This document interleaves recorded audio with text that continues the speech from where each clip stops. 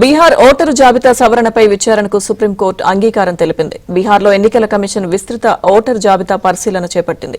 ప్రక్రియలో భాగంగా Aadhaar, pan, ration card కాకుండా కొత్తగా 11 గుర్తింపు పత్రాలు మాత్రమే సమర్పించాలనే నిబంధనను ఈసీ విధించింది.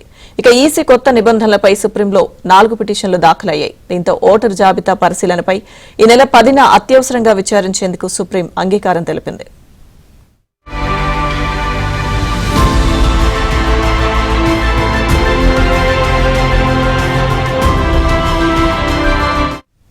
బీహార్ ఓటరు జాబితా సవరణపై విచారణకు సుప్రీంకోర్టు అంగీకారం తెలిపింది. బీహార్లో ఎన్నికల కమిషన్ విస్తృత ఓటరు జాబితా పరిశీలన చేపట్టింది. ప్రక్రియలో భాగంగా ఆధార్, పాన్, రేషన్ కార్డు కాకుండా కొత్తగా 11 గుర్తింపు పత్రాలు మాత్రమే సమర్పించాలనే నిబంధనను ఈసీ విధించింది. ఇక ఈసీ కొత్త నిబంధనలపై సుప్రీంలో 4 పిటిషన్లు దాఖలయ్యాయి. దీంతో ఓటరు జాబితా పరిశీలనపై ఈ నెల 10న అత్యవసరంగా విచారించేందుకు సుప్రీం అంగీకారం తెలిపింది.